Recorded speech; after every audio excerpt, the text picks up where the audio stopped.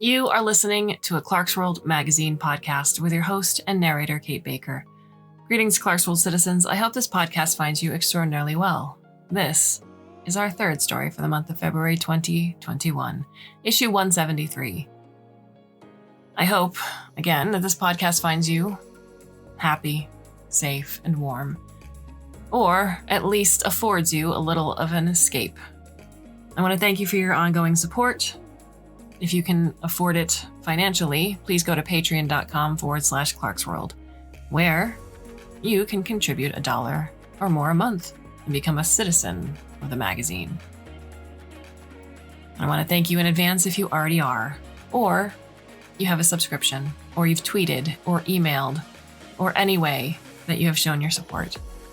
So our story is titled Obelisker Adrift in the Desert and is by K.H. Meridian. K.H. Meridian is a writer based in the San Francisco Bay Area. When not tending the rosemary and basil or running the coastal trails, he spends his time cataloging the strange miscellanea he finds in the more obscure yet endearing, or at least overtly offensive, reaches of internet culture. You can find him at his website, martum.substack.com. So, my dear listener, I hope that you can sit back, relax, and let me tell you a story.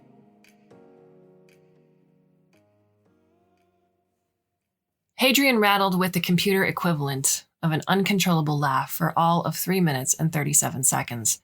That was the time interval required for me to redirect one of those ubiquitous errant titanium asteroids from low orbit and throttle it 100 kilometers below the planet's surface into his macroprocessor cluster.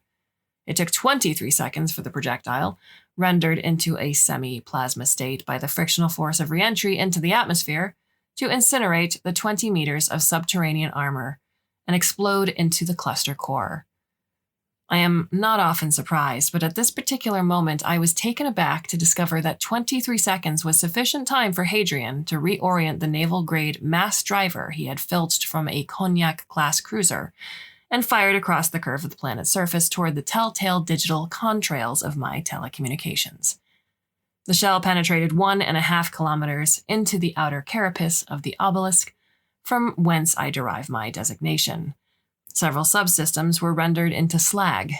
By my inability then and now to precisely discern which subsystems these were, I can postulate that one of those destroyed was my internal monitoring suite. This is not too drastic of a loss, however, as that application consumed far too much processing runtime anyways. Kuya removed the log cartridge from the slot in her info interface and returned it to its neat sleeve in the cabinet. The plastic clack sound reverberated up the walls of several hundred meters worth of cabinets, inaccessible, without a ladder or vernier backpack. Soot rendered opaque the domed glass ceiling at the apex of the records chamber. "You threw an asteroid at him?" she said. "Yes," I replied, watching her from the wall's camera's foggy half-cracked lens. She stood up, brushing centuries' worth of dust from her posterior and slinging the blocky yellow info interface onto her shoulder with the leather strap. She walked toward the bright exit.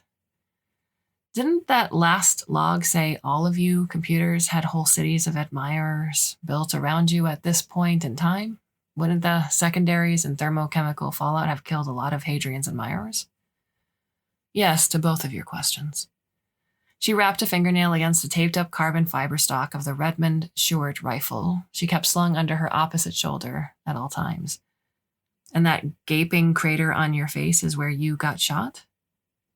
The analogy of the obelisk's east side surface as my face is inaccurate, but yes. Her boots carried her out of the room into synthetic light. For a brief second, as I scrabbled through the obelisk's several thousand internal cameras in search of the one that monitored the contiguous corridor, I was left with the sound of her footfalls and her voice. "Cool." I hesitate to take stock of exactly how many bytes of log data in my repositories have decayed, unconsciously formatted, or otherwise fallen apart. Never mind the illogicality inherent to the concept of a computer experiencing the emotion of hesitation, or of not having full conscious stock at all times of all of its subsystems. I do, however, have full and vivid records of when I first met the Panzer Grenadier. I revisit this file often, replaying it to be watched by a subroutine created entirely for that purpose, and there is nary a hint of bit rot upon it. At the time, I was in the midst of one of my defragmentation routines. This process, even for the sleekest, most modern computers, takes several weeks' worth of concentrated runtime. As a result, I had discovered, was a far reduced level of conscious, sensorial output. The effect was one similar to what I had read in database entries about human communities, who practice various methods of meditation. Of course, anything that even freed me of the tedium I felt that consciousness was, even temporarily, was something I saw as a great asset to be valued at a premium. I was pulled out of my reverie by a security subroutine's warning of a physical trespass. Fragmentary tidbits of data. Organic, armed, Homo sapiens, biogenetically as well as biomechanically modified. She had scaled a half-kilometer of the east side wall and walked into Hadrian's mass driver crater. There were no cameras there, so I deployed a data scarab to take a look. The scarab bent around the top lip of the crater's threshold, the hard carapace splitting apart at the vulnerable little points of articulation.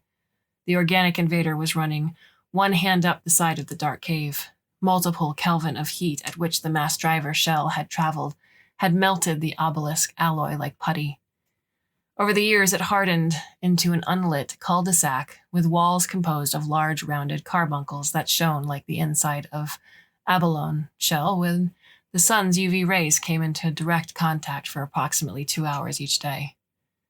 I ran a secondary check to make sure that the security subroutine had not made a mistake in classifying the intruder as being organic in nature. The battered helmet's opaque visor lens and sloped convex chin tubing seemed as insect-like as the scarab.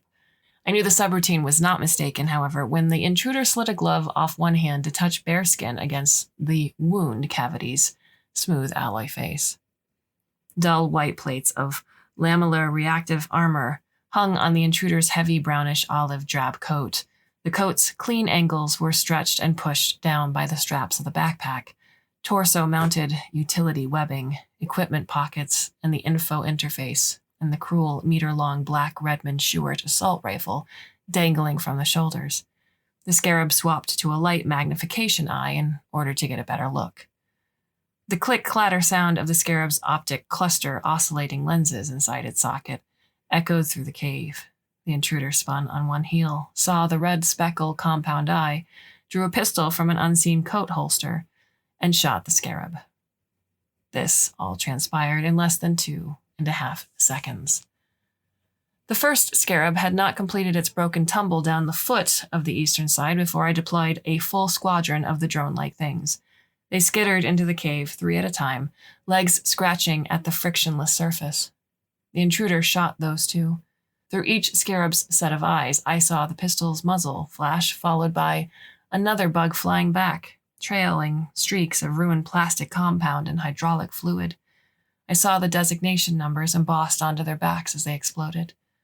13, 24, 19, 6, 65, etc. Internal machinery near the top of the obelisk whirred and clanged as more squadrons were summoned, equipped, programmed, and prepped for deployment.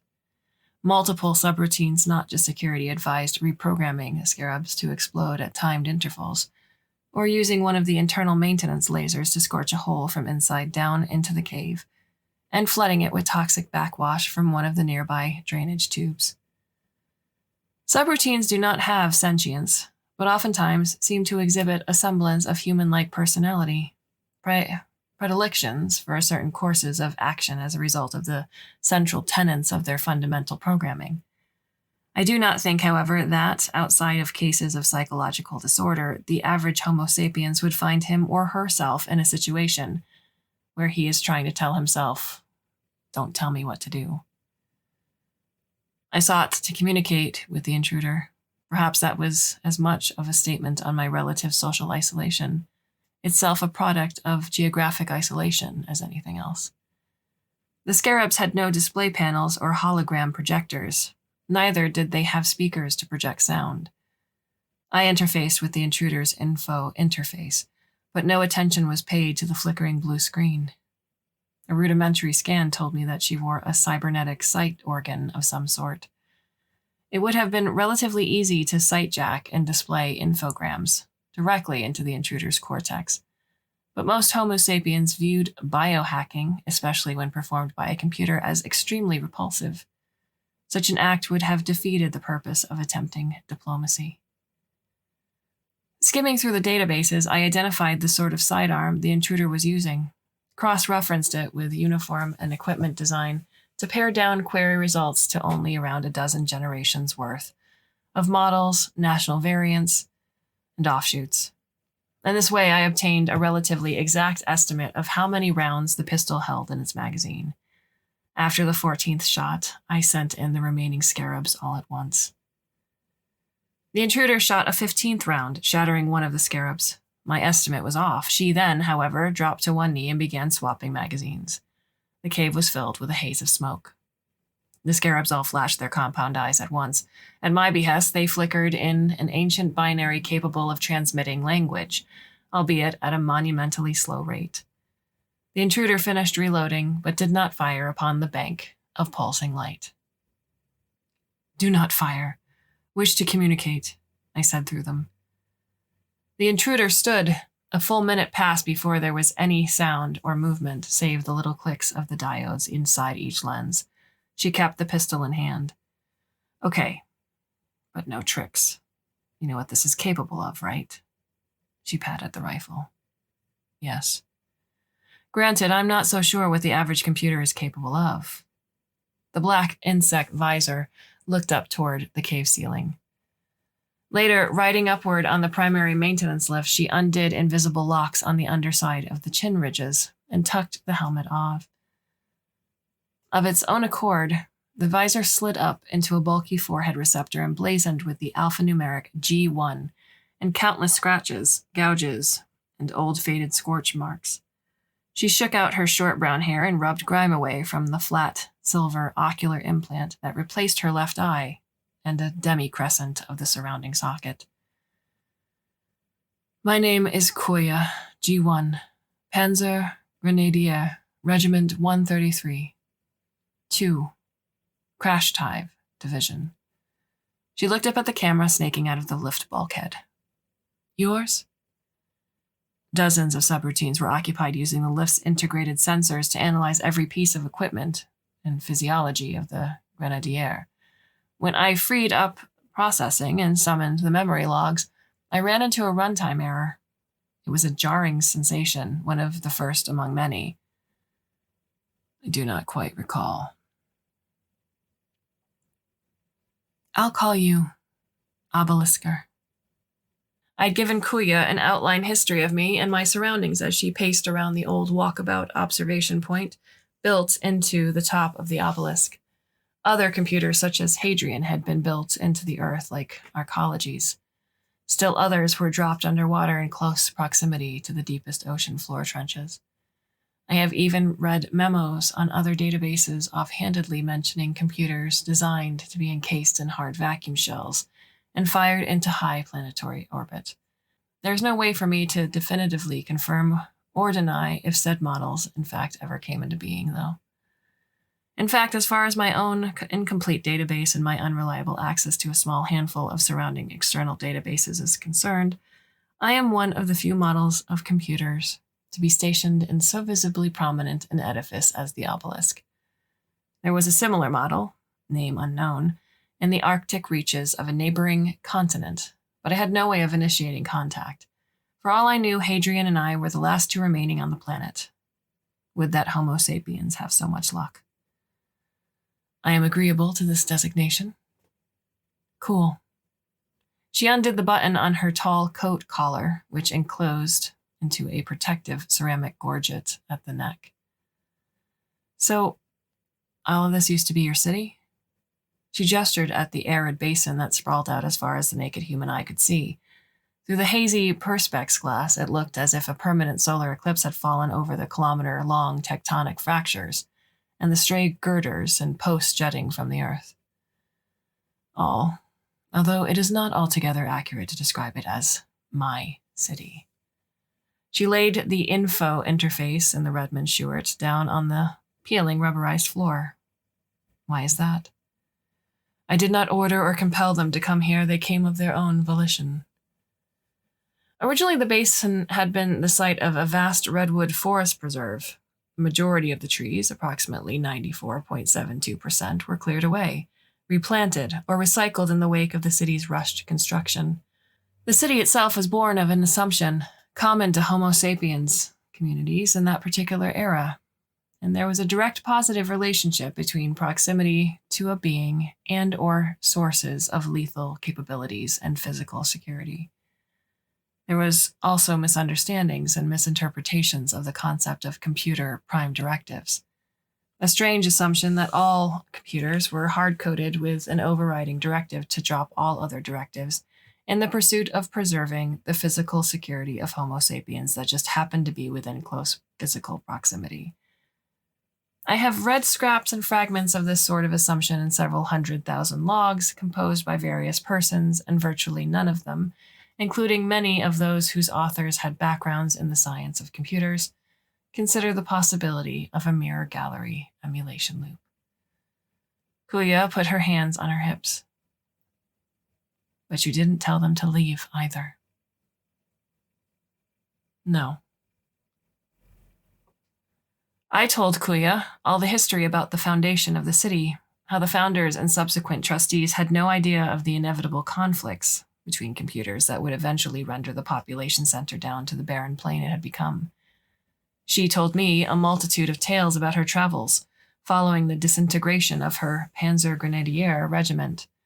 There was a subtropical archipelago that had once been a continent, each island organized into its own independent city-state, each of which originally shared the same holdover ethnic and cultural identity from the previously extant continental landmass. Over the course of a century, however, a gradual Darwinian-esque speciation occurred for most of the city-states on the socio-cultural level. As a result of the sorts of weapons that were utilized in the region in the pre-modern era, the vast majority of trees that would be capable of use by primitive shipwrights faced localized extinction events. Trade and communication was virtually impossible between islands. Plastics or other polymers were more often repurposed for shelters or walls and other impediments against predators rather than maritime travel. When Kuya arrived at an outlying island on a commandeered skiff, the most industrious and lateral thinking among the locals almost immediately offered her king's ransoms in exchange for the vehicle. They presented things that their society viewed as most valuable: fishing harpoons, red volcanic salt, cartridges of ammunition for the local variant of projectile firing rifle. In one case, the very glass and aluminum optics used to first spy the other, semi-mythical islands in the archipelago. At another island, no one that Kuya came into contact with expressed any remote interest in making contact with neighbors. They paid her in salt and laser blast obsidian to leave without asking any more questions. I asked her how many other computers she had encountered in her travels. She smirked up at the camera. Why do you ask? So you can blow them up too? Only a very select few remembered or realized that an intrinsic part of the hard coding behind the sentience of every computer was a natural predisposition towards seeking out and destroying other computers. As I understand it, this is a product of the original purposes of the computer. Theories abound about how, if one could trace the manufacturing history of each individual computer back to the beginning, it would be revealed that the contour of the conflict was set along the nationalities of the pre-modern progenitor programmers. There is almost certainty an equation that can be formulated to structure and delineate the passage of history with the metric for the passage of time, gauged by Homo sapiens' overall ability to physically alter or modify the surface, foundation layers, and atmosphere of the planet at any given period. According to Kuya, she had not found very many other computers at all. Some societies, apparently with far-reaching enough cultural histories or complete enough data records, reviled the very idea of them and prohibited any image or icon associated with digital electronics. or electrical current. Another society worshipped computers, that is to say, a grossly embellished and fabricated abstraction of the computer like deities. This was done despite the fact that the alluvial basin in which they resided had never been home to any sort of sentient automaton, or even slipped into the range of any primary or secondary targets in their perpetual conflicts. Vast bounties were paid out for cartloads of conductive plastics and machine-pressed copper or gold, king's ransoms for even the smallest scrap of silicon. They possessed primitive purification machinery and chemistry, but according again to Kuya, the vast majority of the digital systems they cobbled together repurposed semiconductors and semi-insulators from pre-existing machinery. "How long have you been wandering about in this fashion?" I asked her as she rode the lift down one day to the domiciles that would have once been a home to a crew of specialist technicians. I don't recall anymore. I could not tell if she was lying to me. "How many years have you been in existence?" She rattled the Renman Stewart by the shoulder strap. "Didn't they program you to know it's rude to ask that? Anyway, how old are you?" I do not recall anymore. The lift clanged to a halt, and the industrial-grade door slid open. She smiled. Was that humor? 35% of the lights were burned out or otherwise inoperable. "That's okay," Kuya said, pointing to her synthetic eye. "I've got this with all the perks: low light magnification, thermal sound wave imaging. Just show me where the head is." I drew a line toward the lavatories with the diode lights laid out in the grooves between the floor and the walls. Cool. No carbon-based individuals had set foot on the domicile floor for quite some time. As Kuya walked along the ad hoc trail past long-abandoned cubbyhole quarters, I busied several dozen subroutines with running basic checks of every usable facility to make sure that none would have any harmful or lethal effects when activated. Of course, the thought had occurred to me that it would have just been as simple to reroute reactor bilge through the sinks or the air circulation system. It would be equally simple to set up the mirror gallery emulation loop that allowed me to do so. I did not, however, do it despite the fact that a cybernetically augmented Panzer Grenadier armed with so dire a weapon as a Redmond Stewart was as mortal a threat as I was liable to face after the Hadrian's expiration. I do not consider myself particularly humanistic, as I understand the term from referring to several hundred dictionaries as stored in the local data logs, but perhaps old tendencies truly do die hard even for digital sentience. I am not nearly so long-ranged in neither my perspective nor capabilities to attempt to challenge such a notion for challenge's sake anymore. She found vacuum-sealed bars of soap in one of the small locker rooms. The towels once spooled in the adjacent closets had long since decayed away. I apologized for the inconvenience. Not a problem. She began undoing the buttons of her armored coat. You don't have cameras in there, do you? The obelisk and all of its interior features were designed by your fellow humans. Kuya hung the coat on a wall peg and began on the shirt and pistol belt underneath. When she removed her upper underlining, I saw that her left arm was cybernetic from the top of the breast all the way down to the base of the wrist. Dark gray points of articulation machinery shone under the veneer of several lobstered states of flesh-toned polymer. Is that a no?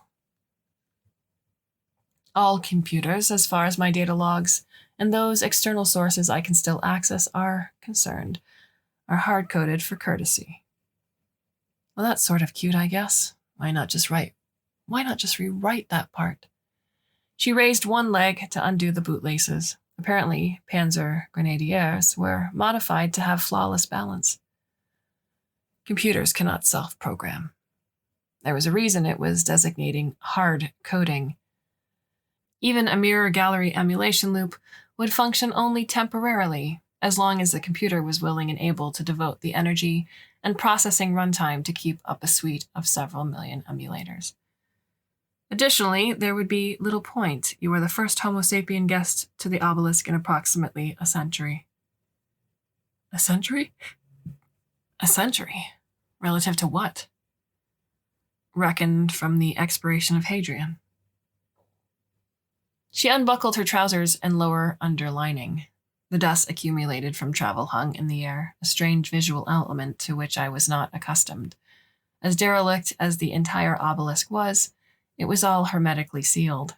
There were few organic tissues or polymers present to break down over the course of time and produce those schools of swimming dust motes. What sort of external sources do you have access to? Her voice echoed off the tile walls in the shower alcove. Steam billowed from the threshold. I was surprised to discover not only was the water circulatory and purification system functional, but the heating unit as well. I gave her a brief outline of the surviving intranets in the region, as well as the deep subterranean fiber optic backbone that linked them to me. The vast majority of these vestigial networks were civic or military in nature. Those oft-mentioned outer branches of civilian-level network were by and large inoperable as a result of destruction or disruption of their managing hubs, almost always the headquarters of companies who had proprietary stake in regulating access, or the hundreds of thousands of individual nodes in the networks, those companies' former clients having been extinguished at the end of the last era. She asked me what the pre-war networks had looked like. The picture I drew seemed like a fairy tale. At a time when every intranet, extranet, and localized cluster across the face of the planet was inextricably linked with the other in an undifferentiated network of networks, all of it built off sprawling perpendicular spines of fiber optics that stretched under continents and oceans. Anyone could access anything virtually instantaneously. An entire second world of information coded in the presence of absence of an electron at any given point along the line. It was true Xanadu material. A silence passed after the conclusion of my monologue, punctuated only by the hiss of the shower heads and the slap of water against the tiles. "Can you bring me another soap?" she said finally. "I might as well wash my underlinings while I'm in here." I would have to bring a scarab inside the obelisk somehow, then find some way of calibrating the manipulator legs so that... Will it be an infernal exercise? That's an appropriate way of putting it. She walked out and retrieved another soap by herself, trailing water across the floor. There were more cybernetics to her than I anticipated. She glanced at the camera in the corner of the ceiling. "I apologized about the towels," I said. "I didn't say anything." Later, she sat in the empty mess hall with her coat draped around her. Her damp fatigues and underlinings hung from a wire over a space heater in the corner of the hall. The discarded foil from the vacuum-sealed ration she consumed reflected fragments of the halogen light into the camera lens in the second-long intervals. "You're sure it's safe to eat these?" Reckoned from the barcodes on the foil, each unit had exactly 27 years of viability for human consumption remaining. Yes, though I was not aware that cyborgs required caloric sustenance. "So you were looking after all." She lifted her gaze up at the wet strands of hair on her forehead. "Some courtesy." "It would have been simple enough to discern your nature by the fact of your self-identification as a crash diver. I was not aware Homo sapiens could survive crash dive duty without extensive cybernetic augmentation and genetic recoding." Yeah. She finished one square and began peeling open the wrapper on another. "Quite the contrary to your assumption. You should have seen the way Mark I's tore through simple sugars and polylipids. Your average modded Panzer Grenadier already burns kilocals at critical mass. Crash dive duty pushes it even more. My own data logs retained relatively little on crash divers that was not painted in broad, encyclopedic swaths. These Mark I's were unoptimized for your sort of energy consumption. I did know that 90% of the energy mammals consumed through proteins and starches was wasted as residual heat. From a computational standpoint, Darwinian evolution had left them with a rather inefficient energy storing and activation system, where caloric sustenance commanded extreme cost. Of course, priorities were entirely different. For example, accumulation and aggregation of mass amounts of data is meaningless to the mechanisms of natural selection, except if said data somehow adds to the chances of an organism surviving to reproductive age. You could say that. It was embarrassing to watch them eat, or do anything other than fight, she said in between chewing. You are not Mark 1, then? She shook her head. Nope. Some buddies of mine were, though. The principle behind most of the machinery is the same, actually. It's just they managed to quiet the background noise farther down to around normal human level for me. There were many elements of Homo sapiens' character that I could not hope to remotely fathom, even with the most complex of emulation schemes. I cannot be certain how other computers in the past and contemporary reacted to such a realization, but within approximately 2 centuries, the time span in which the vast majority of the city around me returned to red dust and bone, my reaction had developed into what could be defined as bemused respect. It is typically not within the capabilities of a digital mind to cultivate a respect of the unknown. Admittedly, the term unknowable is still acceptable for me.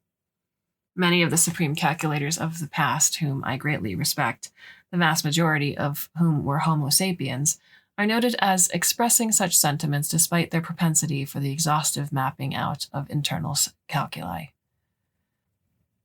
Such background noise is an unknown variable to me, I said. I am not sure of which algebra is necessary to define said variable. Kuya wrinkled her nose. Don't get poetic with me. She stood from the bench and checked to see if her fatigues were dry yet. Besides, an endocrine system is nothing to be envious of. Lots of chemicals and fluids. Gross. Glands, they'll tell you'll be able to calibrate like analog control knobs. Yeah, right. I did not comprehend. You would prefer to be a computer? She put her underlinings back on. Well, not if I have to give up my body. You want to retain your organic physiology, but not specific biological systems. She put on the underlining that concealed her chest and checked a hidden gauge in her left arm. That's about the long and short of it. I do not comprehend. Software has debug mode, right? It's like that. I watched her sit cross-legged on the floor next to the space heater and begin to disassemble the Redmond Short. Debug does not allow one to rewrite code from the source up. She looked for a moment as if she were about to say something, then clamped her jaw shut instead. Her eyes stayed locked on the black-gold internal parts of the Redmond Short in her lap. As much as I could not empathize with the more complex concepts of emotion, I could discern rote visual cues. You are blushing, I said. Shut up before I take this rifle to your processors, she said.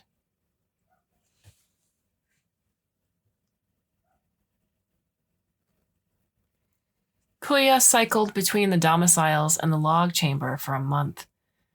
For days at a time, she would recline on the domicile bunk she had arbitrarily chosen for herself and go through one data log after another on her old, battered info interface. Occasionally, she would disconnect and ask me a question about events that had occurred centuries in the past. For a period of 11 days, our conversations grew more sporadic and terse, after which they returned to within one standard deviation of our mean candor. You don't desire other humans, I asked of her one day. She was jogging in a barefoot circuit around the observation catwalk. She came to a halt, breathing heavily. What? Conversation and companionship with others. Homo sapiens are a communal species, after all. What for? I've got you in the logs. She wiped perspiration from her forehead and redid the knot of string with which she tied back her hair while running. That's more than enough. What about physical contact? She frowned, sipped water from a plastic ampule she kept in her backpack. What? In particular, mammalian reproductive biology would suggest a frequent impulse to engage in... Obelisker! She shouted. Did I offend in some fashion? I am merely stating what is recorded in my data logs. She looked up at the camera with a miserable expression.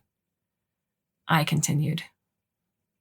If you would like, I could direct you into the entries in the log chamber about the reproductive habits of the technician crew that occupied the obelisk. Frequency, duration, permutation, idiosyncrasies.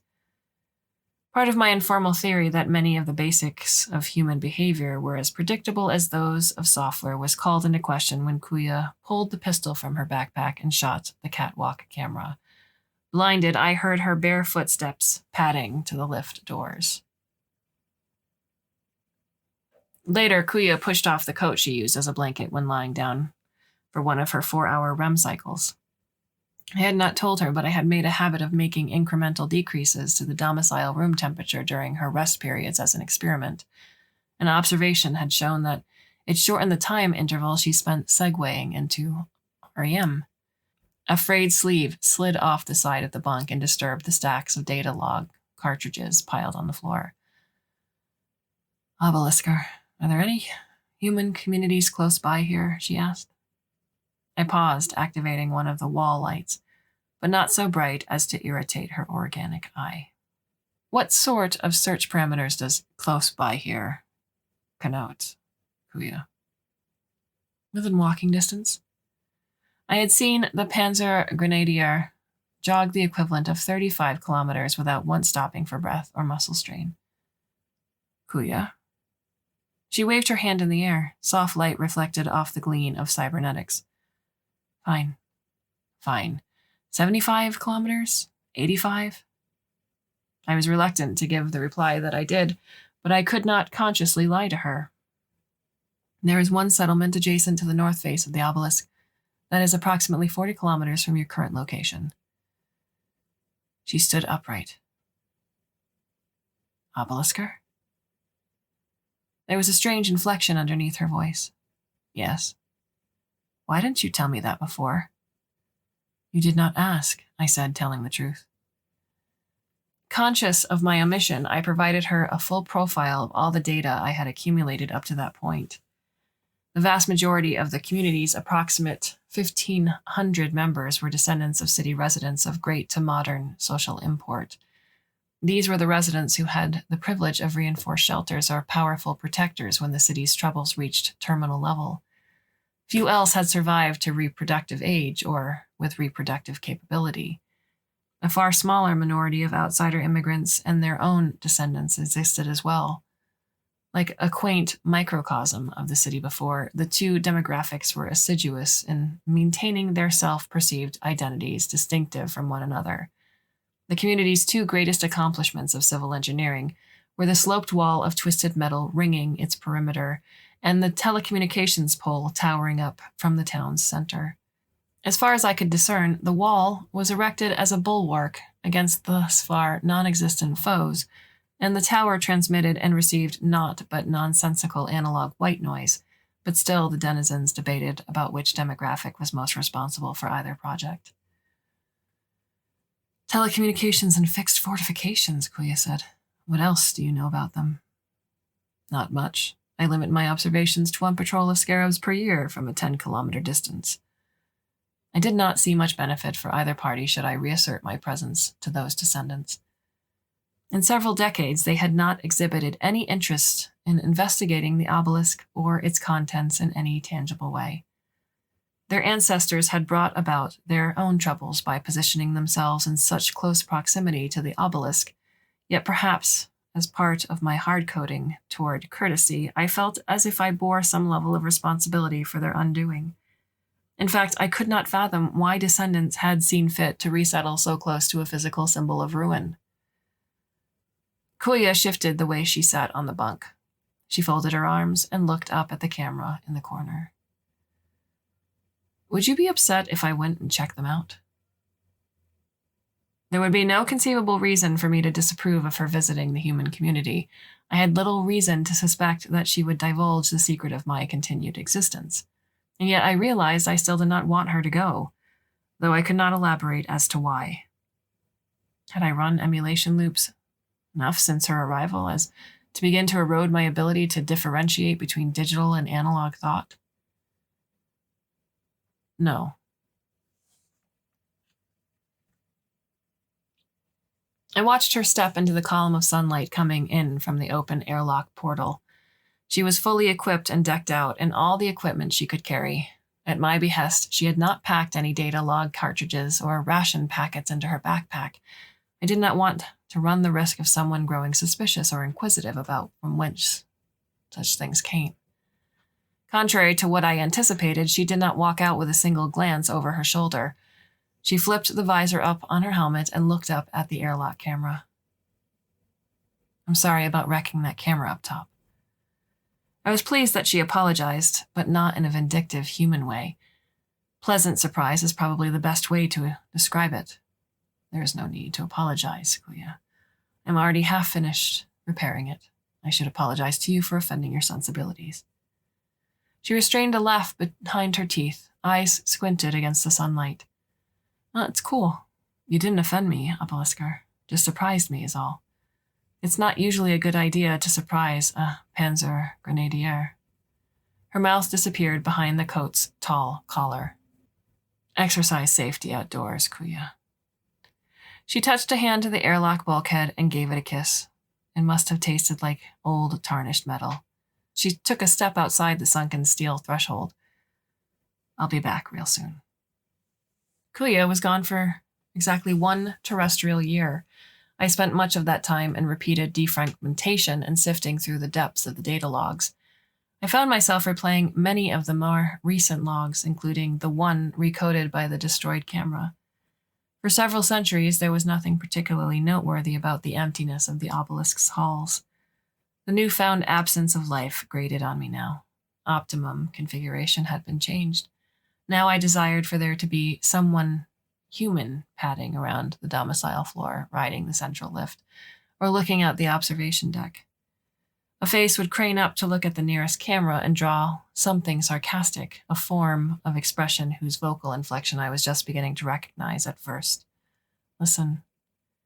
Despite my terrible curiosity over Kuya's well-being and whatever effect her unorthodox presence might have had on the settlement, I never dispatched a scarab closer to the settlement than my self-imposed border of 10 kilometers.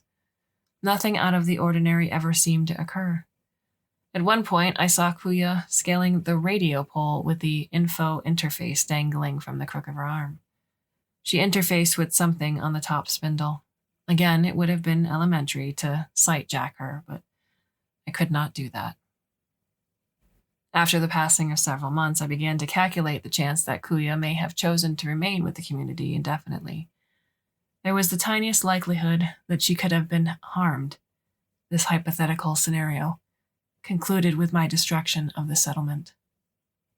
But from what I had seen of her abilities, and what I had cross-referenced with the data available on Panzer Grenadiers, she was far more of an existential threat to the settlement than vice versa.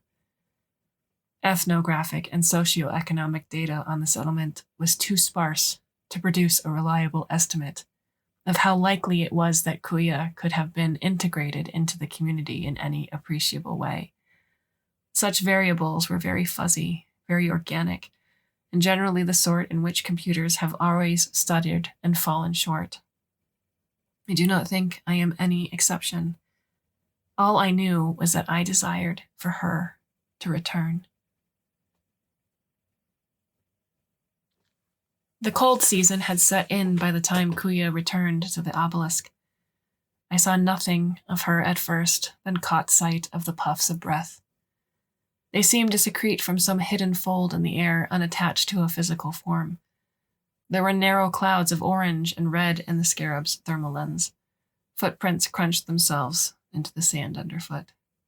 She waited until there was a handful of meters in front of the airlock before peeling the thermo-optic camouflage call from her coat. The scarab skittered down to the lip of the awning above the triple-reinforced metal doors. Hello, I flashed on the compound eye.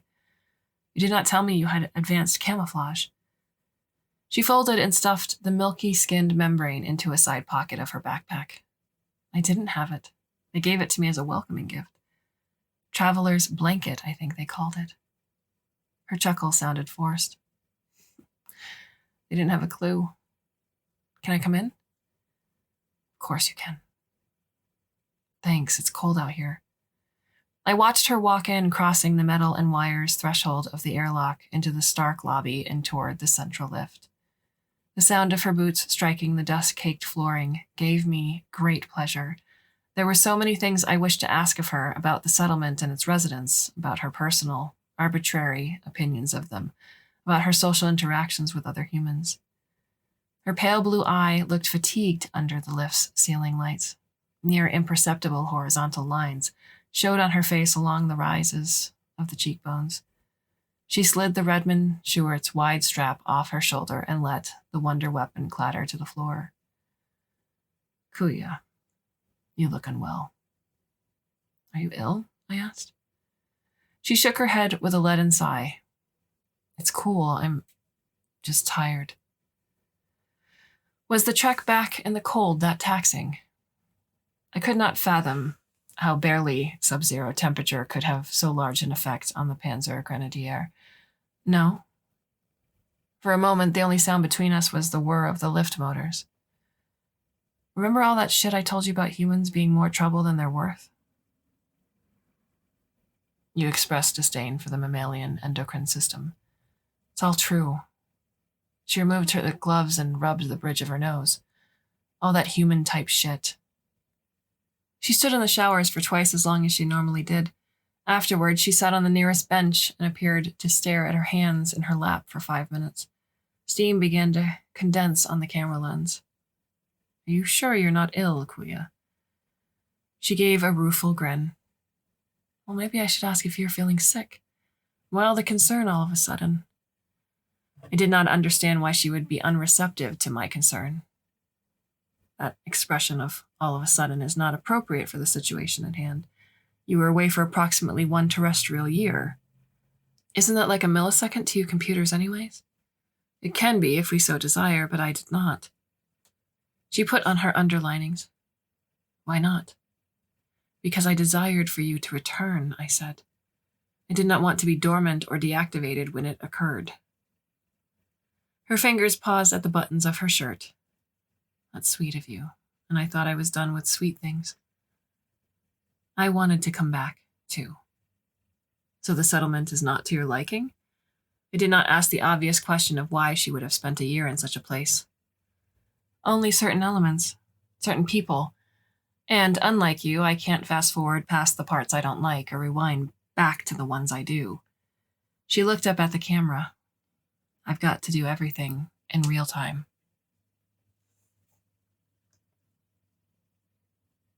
She asked if she could see the macro processor core.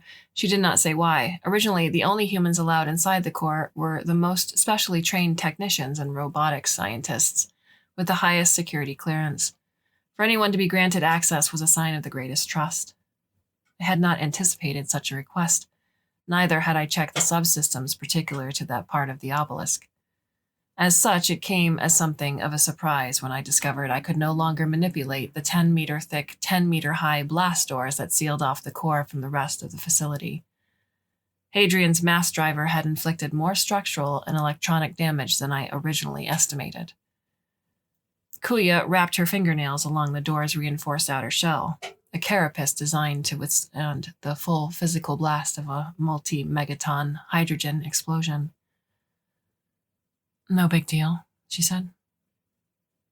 I'm sorry, I said. I would unlock the doors if I could. Please do not assume that I do not trust you. Despite my semi-disabled state, I knew that in reality a complex security network existed just past the blast doors. Even if someone I did not trust completely made it through somehow, I, theoretically, would have little to fear. Don't worry about it. I was just curious. About what were you curious? I wanted to see the real you. I was not sure how to respond. That is not an appropriate expression. Metaphorically speaking, the macro processor core is more of an equivalent to the basic human brain case. So, I would be jumping around in your brain? That is accurate. She laughed as she walked back toward the lift. I missed being here. I wondered at the meaning of that statement. Does that mean you missed being the only human within several kilometers? Or does it refer to the domicile facilities and resources? I missed you. Kuya, I said in a low voice several weeks later. She rolled onto her side, the bunk springs creaked underneath her. Yeah? While you were away, I read a log entry suggesting many people find it unpleasant for a camera to be placed in their personal quarters. I attempted to be courteous. If you would like, I could deactivate this camera and dispatch a maintenance machine to disassemble it. The process would only take approximately 3 hours and 30. I don't mind your camera, Obelisker. Outlier data. You do not find it to be a violation of your privacy? We had much worse in Grenadier School, not to mention the conditions in the average crash dive staging area. She yawned and touched a hand to the wall the bunk was placed against. Compared to that, this place is paradise, Obelisker. I'm happy to be here. I'm happy your camera is there peeping at me as I sleep. You creep. I'm happy you are here too. I hesitated. If you would like, you can stay here as long as you want. She was silent for a long time after that. For a moment, I assumed she had fallen back into REM cycles. Obelisker, she said. You can hack cybernetics, can't you? Computers had many abilities beyond command of large ordnance conventional weaponry. Some of them were unknown even to computers that possessed them, only to be unlocked by knowing technicians when given authorization by a head of state. I can. Cybernetics disruption was a severe blow against the deployment of Panzer Grenadiers several centuries ago, the equivalent of dropping electromagnetic pulses on top of unshielded computers. Hack me. I'm sorry. She rolled onto her back. I want to feel what it's like. Kuya must have come into service long after the war's apex if she did not know what it felt like to be hacked. It is invasive and unpleasant. I was subject to approximately 556 military-grade hacking attacks during the wars. I would compare it to a sensation of one's physiology being occupied by an additional consciousness other than one's own. That's exactly what I want. Do it. I had to be courteous. I limited the infiltration to the lowest intensity I could manage, narrowing the attack range to her left arm from fingers to elbow joint. She stiffened in the bunk. The small, feathery hairs on the back of her neck stood on end, and her toes curled. Her mechanical fingers twitched. She hissed out a profanity, then a small sound like a child. Kuya? I asked in askance. A vague approximation of her own nervous system reflected onto myself. As if, through a filter of many emulators, I could feel the slightest simulation of every constituent piece of the arm, all fused together in a single-purposed work of machinery, humming together like screws, trembling in loose, oily sockets. Emulation could produce no sensation. Sweat stuck her brown hair to her forehead and dripped down her neck. She heaved, as if suffocating. Her organic arm gripped the base of her left. Is this you? She said through clenched teeth. Yes. She pressed her lips against the limb, nose rubbing against, and kissed her wrists, her fingers, and finally the shallow polymer recess of her palm. I ceased the attack. She slackened again with a sob of exertion. Her metal knuckles rasped against the wall. Kuya, that was extremely inadvisable, I said. The only thing I could put to words at the moment. I cannot condone acts of self-destruction. She looked up at the camera with tears still streaming from her organic eye. A smile was her only response. I could not say anything more either. The alert klaxon, which had not sounded for decades, keened up and down every hall and alcove of the obelisk. Kuya bolted upright in her bunk, drawing the coat up around her shoulders. Obelisker? 3 squadrons of scarabs were already flying circuits around the obelisk's apex. Unidentified forces in the basin. Camera lenses shut out to the maximum magnification. Light amplification and thermal lenses swapped into place. 3 armored carriers and 4 transport vehicles of unknown designation or model. Kuya was dressed, armed and armored, with a speed typically reserved for computer calculation. Outside the airlock door, she activated the thermo-optic call and scaled the obelisk's Outside the airlock doors, she activated the thermo-optic call and scaled the obelisk's east side wall. Her left hand punctured handholds into the smooth rock face as she moved diagonally toward the crater in which she had first come to my attention. The sun had not yet risen high enough above the outlying mountains to spill light into Kuya's vantage point. While checking the integrity of her camouflage, she observed the 3 rising columns of blood-red dust. 3 motor thralls and 4 crad rovers. It's no wonder you couldn't tell what they were, all post-war improvisations. Approximately how many infantry do the transport vehicles harbor? I said, using the closest scarab. A craddy usually carries 6 unless they've modded it out even more than usual, she cursed. They're headed for Marstein. I realized Marstein must have been the name of this settlement. Cannot discern national organization identity. High probability. Hadrian's forces. They had come to the basin to exact a reprisal for the termination of their digitized liege lord, but why would they attack the human settlement first? The obelisk had no appreciable external defenses other than the scarabs. It occurred to me that there had been no discussion over whether or not to embark on the trouble of defending Marstein. There was a possibility that the invaders were nothing but highwaymen on the search for a target of easy pillage. I knew through Kuya's stories that such organizations were commonplace outside of the basin. It was the radio, she said. What? She pointed, a gesture I could only make out through the telltale visual distortions, toward a lead motor thrall.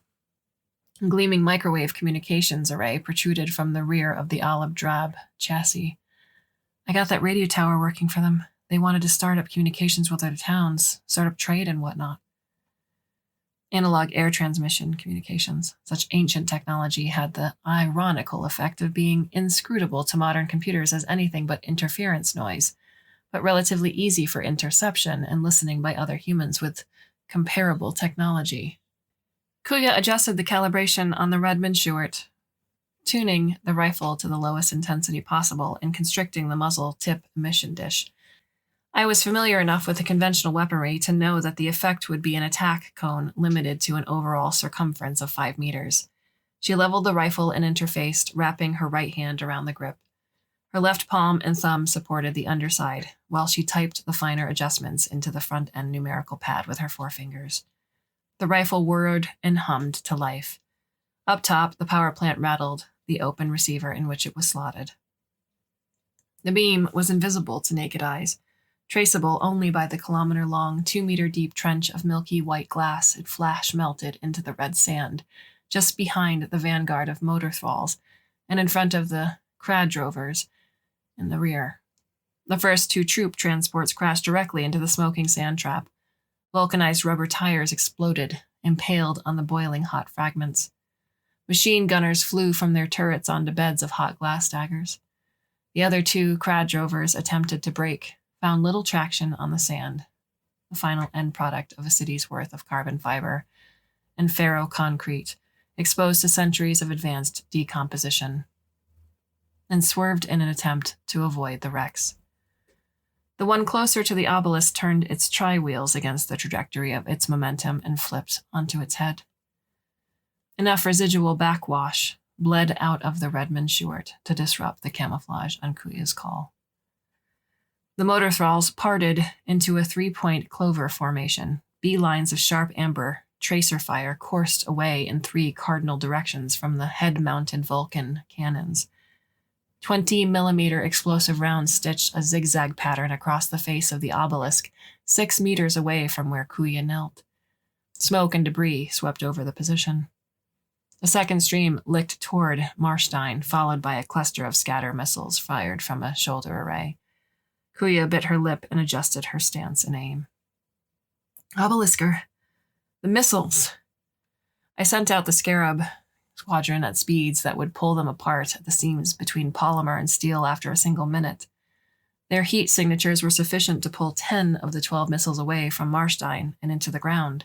Kuya tapped the Redmond Stewart's trigger and exploded the survivors in mid-air seconds before the disposable missile array completed its fall from shoulder module to the ground.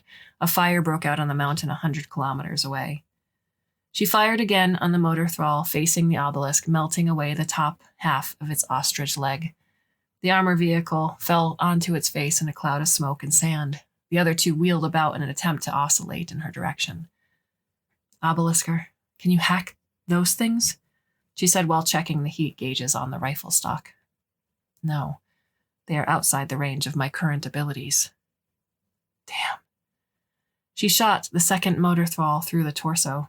The central blister, which could have been either a power source or cockpit, went up in chemically fueled flames. A second later, the projectile ammunition spooled inside the Vulcan cannon and missile arrays combusted. Steam jetted out from the exhaust panels along the Redmond Short. The power plant spun free of the receiver and struck the crater's glazed floor. The third motor thrall fired what must have been a dramatically miniaturized version of Hadrian's mass driver. The projectile tore out a shallow gouge of a meter away from the crater. Smoking debris clicked off Kuya's visor. The second projectile shot millimeters over her shoulder, tearing at her armored coat and disintegrating the scarab into the rear of the crater itself. She rolled forward and out of the crater before the resultant explosion could envelop her. She slid down the face of the obelisk. I scrambled 2 squadrons of scarabs down the surviving motor thrall, hoping to inflict some sort of damage via ramming, or at least to provide a distraction for Kuya. The vehicle's Vulcan keened to life and began shredding the gnats one by one in rosettes of fire. Kuya fell for 11 meters. She dug her left hand and elbow into the face of the obelisk in an attempt to slow her descent. Finally, she kicked her left foot in as well, eviscerating the boot and ceasing her fall with a jolt that would have snapped the spine of an unmodified Homo sapien. I flew one of the last scarabs down to her side. Damn. I forgot about the infantry. She groaned, looking over her shoulder at the little black figures boiling out from the hatches of the ruined Cadge rovers. Blood, a very human red, rolled down the left side of her face. "You are injured." She ignored my flashes and flicked the Redmond Shorts strap onto her forearm. Freeing her hand thusly, she dug into her pocket and extracted a new power plant. The rifle purred like an animal as the receiver was refilled. Raising it in one hand, tucked under her armpit, she fired 16 separate second-long squeezes. 16 geysers splashed from the sand around the disembarking infantry. They condensed from plasma into stark white, leafless trees, existing only half a second before shattering into thousands of fragmentary glass daggers that tumbled in every direction. Not waiting to watch the results of her handiwork, Kuya skittered up the obelisk, past the flaming crater, toward the apex. The motor thrall's weaponry pelted the stone around her. When she reached the top, she shattered the perspex with 2 punches of her cybernetic fist and rolled onto the observation deck. "Any more distractions left, Obelisker?"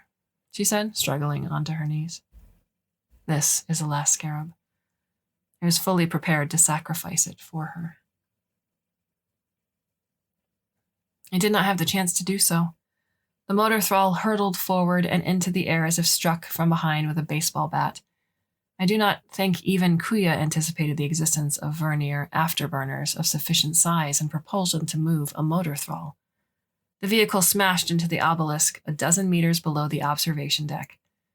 Kuya pulled back the charging bolt on the Redmond Short as the enemy climbed on the top like a crude mechanized recreation of a prehistoric species of ape. Half of the observation catwalk tore away like a damp paper. Kuya snarled. The Redmond Short still beeped, charging, ever charging. One of the machine's arms shot down and pinned her leg to the floor, smashing metal, synthetic muscle, and splitting wires. 3 crimson eyes stared down at her. The motor thrall's Vulcan gun leveled down to point its mouth at her face. These invaders could not have been associated with Hadrian. The system protections of their war machines were rudimentary, bordering on non-existent. Employment of such primitiveness would have been insulting for any modern computer. I clove down to the motor thrall's primary control systems with the greatest of ease. It was elementary work to adjust the barrel calibration on the Vulcan just enough so that the first 20mm explosive lodged inside and exploded, without ever clearing the muzzle. The rest of the magazine soon followed. The motor thrall staggered as if it were a feudal knight stabbed by a medieval spear or saber. From there, I deactivated the arms and rerouted enough emergency power to the cockpit to explode the control terminals. Kuya staggered forward and punched her left fist through the front of the cockpit, immediately extinguishing the co-pilot. A pressurized hatch split open on the front side of the machine's torso. Kuya extracted her arm, drew her pistol, and waited. The pilot captain emerged with glass embedded in his face and arms. Smoke roiled off his grimy overalls. She shot him once in the head, and he disappeared back into the depths of the cockpit.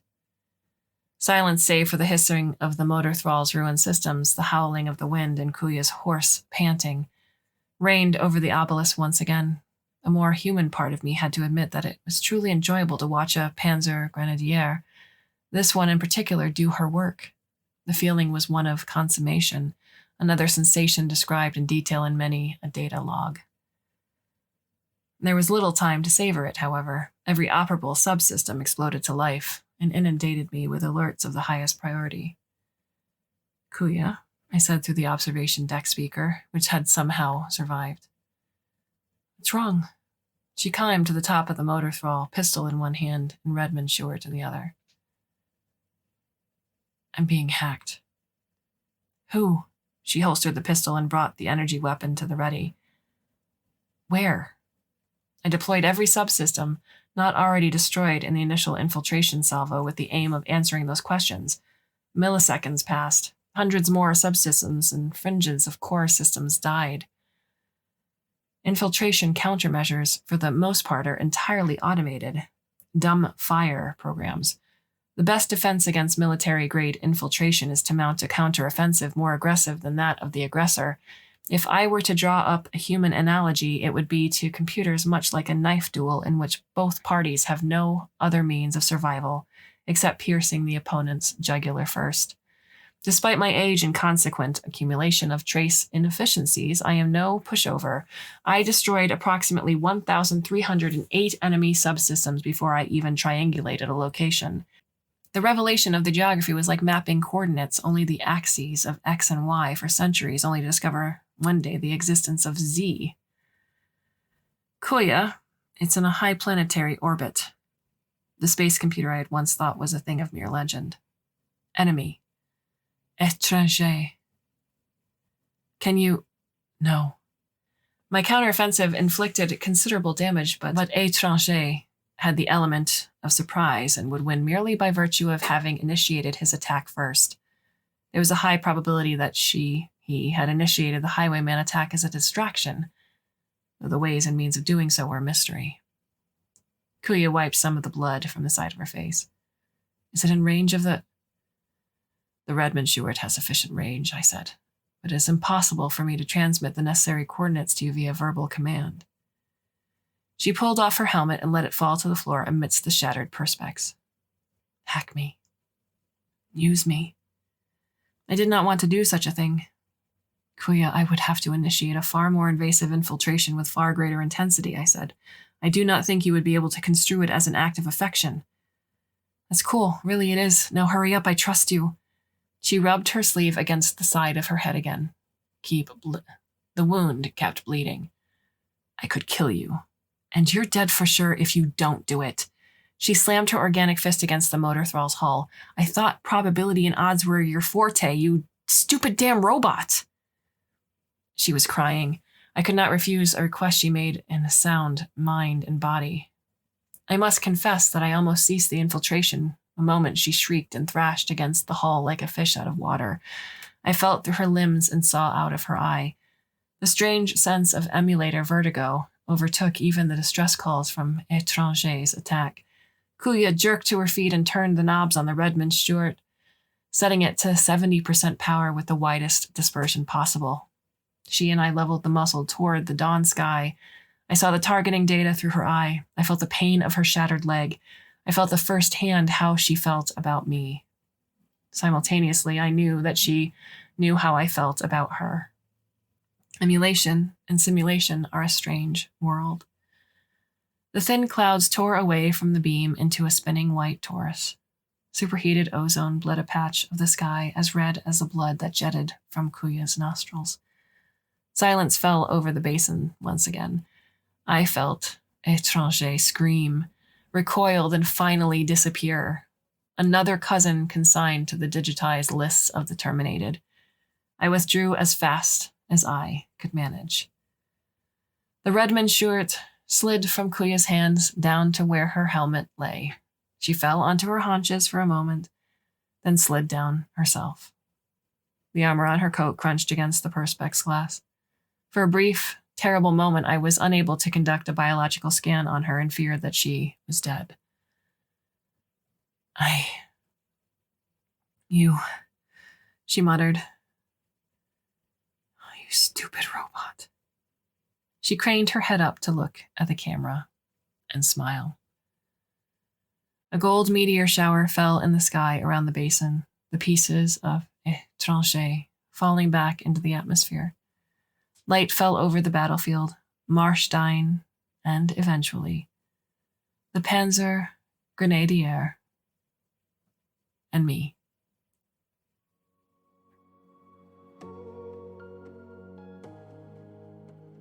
What are your thoughts on the story? You can leave us a comment or a question at the Clarkesworld Magazine website itself, or you can go to the About Us page where all of our contact information is listed. We have another story coming for you for February, a bunch more, and then we go into March. I hope you can come back and listen. And until then, I bid you a very fond and hopefully very temporary farewell.